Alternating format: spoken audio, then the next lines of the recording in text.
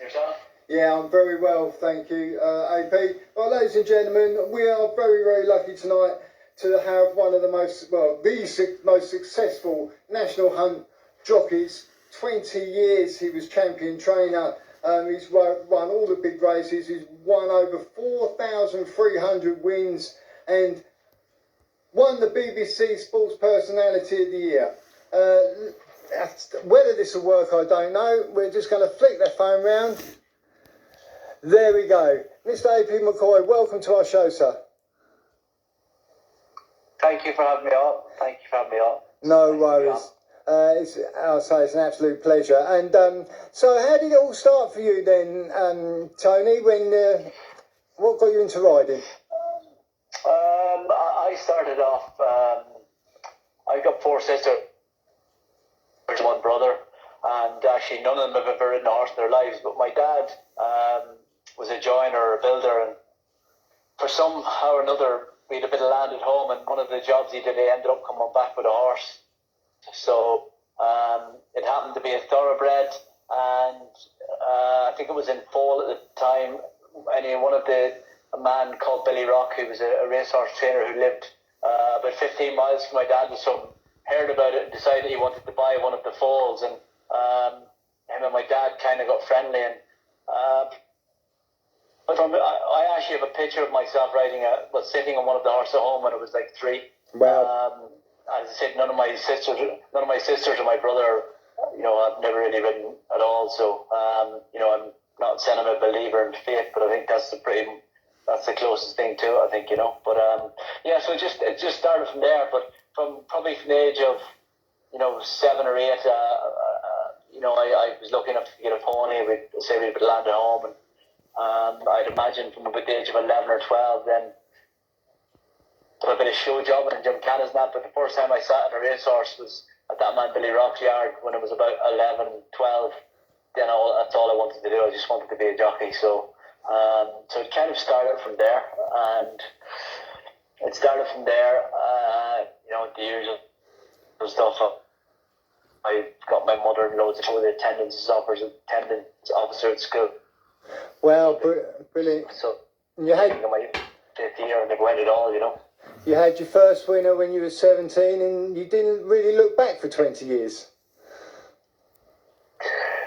Well, you said my first winner, I think by the 26th of April, 1992, and I didn't have my second winner until the 18th of October 1993. Wow. So I broke my leg in the meantime, but I served 4.5 years as an apprentice flat jockey in Jim Bulger's.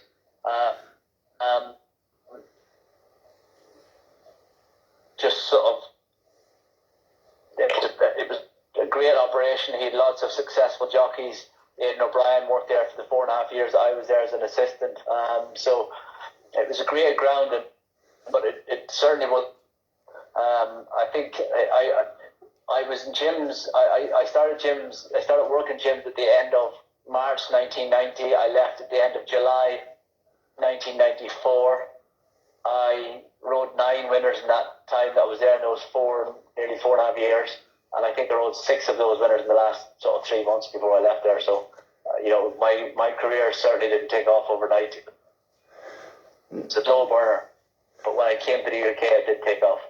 Brilliant. But your determination is next to nothing, AP, and it was a pleasure growing up, watching your career. It was fantastic. And this is going to be a difficult question. Favourite moment? Breaking Sir Gordon Richards' record for the number of winners in a season. I often say it that, lots of jockeys win the Grand National and the Gold Cup and the Champion Hurl and all different big races, but Sir Gordon Richards' record was, I think it was there for like 55 years. He was, winning most flat jockey of all time. And when I broke his record in 2000 for the number of winners in the season, that will always be my greatest moment. It'll always be my greatest achievement. It'll always be something that I, in 2002, from January to January, I rode 307 winners in a calendar year, which I think is still the most in Europe of anyone. So So that's something that I'm most. And one of the stories, you was really pushing to try and get 300 winners in a season, and you took a really nasty fall. You punctured your lung, you broke ribs and dislocated your shoulder bone. And within 3 days, you was back in the saddle? Yeah, that was in my last season riding. I'd actually ridden my fastest 100 winner ever in a season. And I was always going to retire. I knew that this was going to be the end.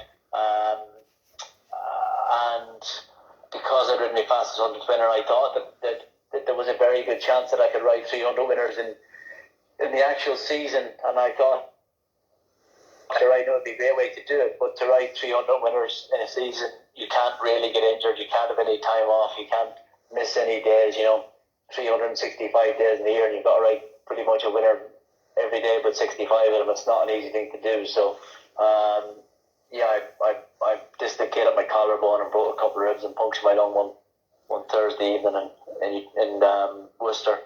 Mm-hmm. And I went back riding a few days later, which wasn't really a bright thing to do. I actually rode 3 winners the first day I went back, but sadly I fell again the next day and made it even worse than it was before. So, but it's thing.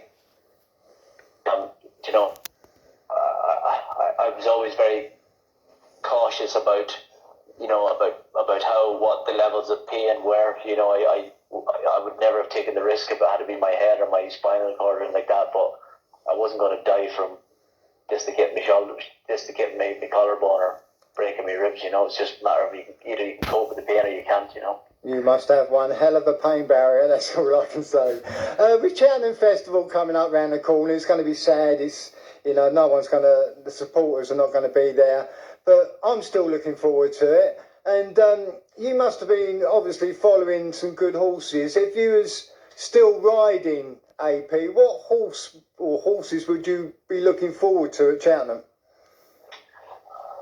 I think like any jockey, anyone that has been lucky enough to ride for Willie Mullins in the last 20 years has, done pretty well. Obviously, Ruby's the most successful jockey that there's been at Cheltenham, and there's a very, very good chance that Paul Townend is, it's only going to matter of time before he's going to be the second, he's going to be the one challenge, because they've got such an array of talent.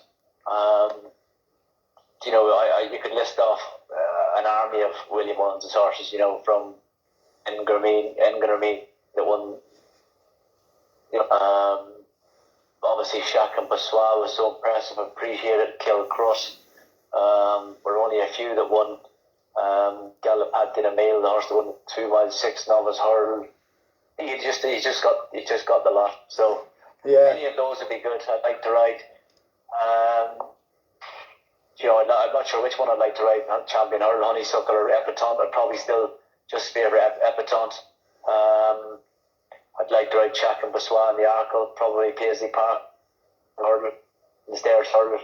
And the Gold Cup is starting to look a little, what looked a really, really good Gold Cup 2 or 3 months ago. It's, you're looking at Album Photo and Plutar, and obviously Champa ran. That's going to be very difficult for him to win a Gold Cup after such a long layoff. But I think I think if I could ride one horse at the Cheltenham Festival at the moment, I'd probably pick.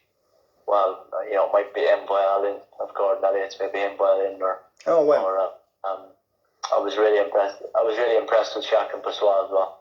Fantastic. And obviously your racing, your superiority got recognised, and you become BBC Sports Personality of the Year. What was that like? You weren't up against jockeys, you was up against all the top sportsmen around the world, and you come out on top. How did that feel? Yeah, it's a nice thing for horse racing. It's not something, as I said, it's not something. I probably won the BBC Sports Personality of the Year because I won the Grand National. In 2002, I finished runner-up. No, I finished third in the Sports Personality of the Year when I broke Sir Richard's record. And I would say that was a much better achievement. So, right. But because I won the Grand National, in 2015. I think that was the reason that in 2010 was the reason that I was, I was lucky enough to win Sports Personality of the Year, and obviously because the racing fraternity obviously spent a lot of money and voted for me a lot. So, but it's a nice thing. Do I think it's one of my good achievements? Definitely not, because it had nothing to do with me. It was just a lot of very kind people spent a lot of money voting for me. So, but it's still a nice thing to have, and it's a nice thing to try and to get racing into the wider public. So.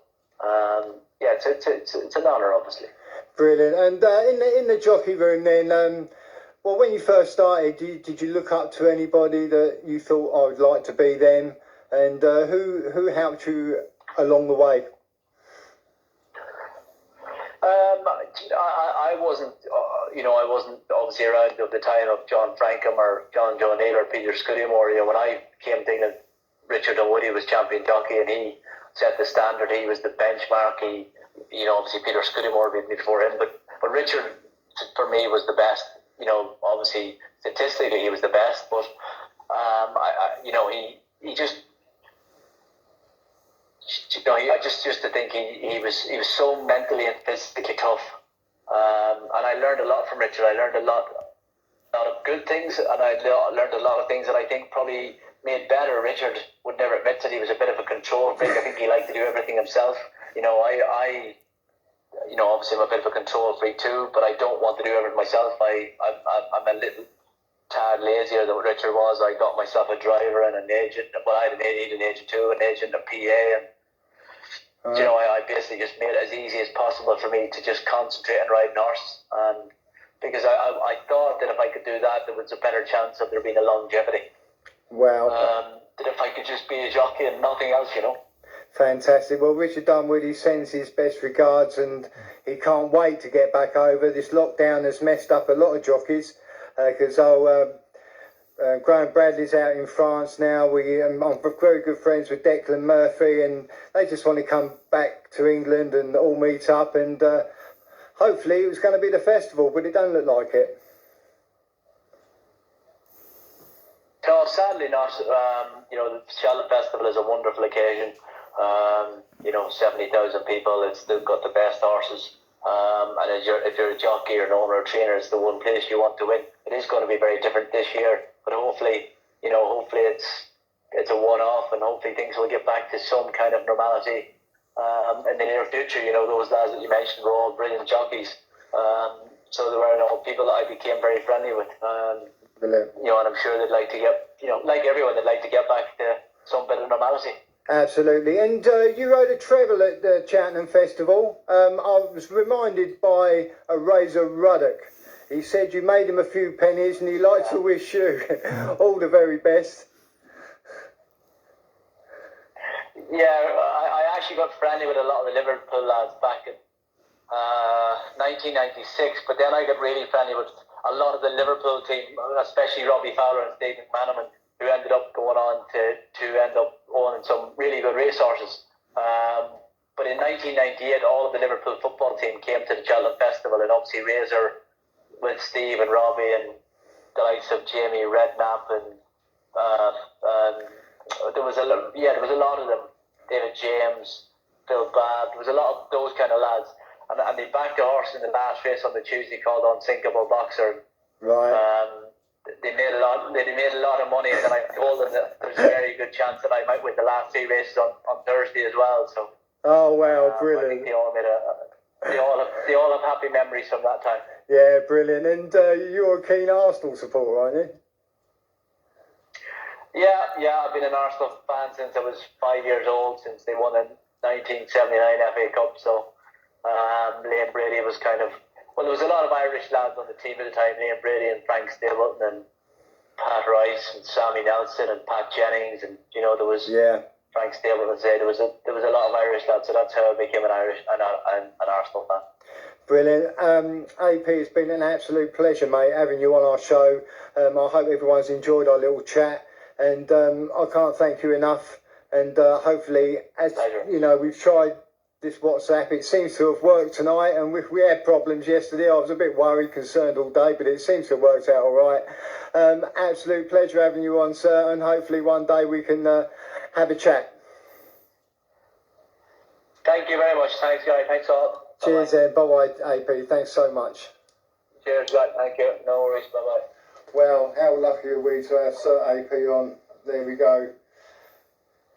It worked. I think it worked. I might have been a bit shaky with the phone, but I hope you enjoyed my little chat with AP McCoy.